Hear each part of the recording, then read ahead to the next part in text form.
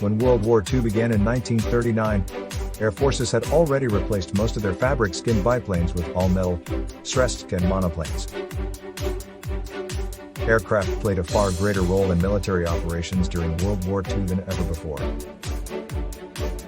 The wide range of aircraft duties and the introduction of radar tracking and guidance systems put pressure on designers to improve aircraft performance. The main areas of improvement were speed, range, and engine power. Bombers became larger and more powerful, converting from 2 to 4 engines in order to carry a heavier bomb load.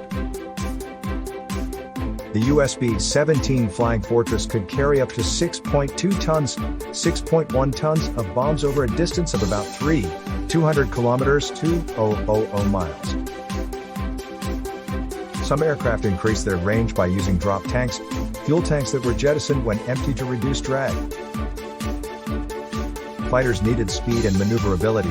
The Hawker Tempest shown here had a maximum speed of 700 kilometers per hour, 455 miles per hour, and was one of the few Allied aircraft capable of catching the German jet-powered V-1 flying bomb.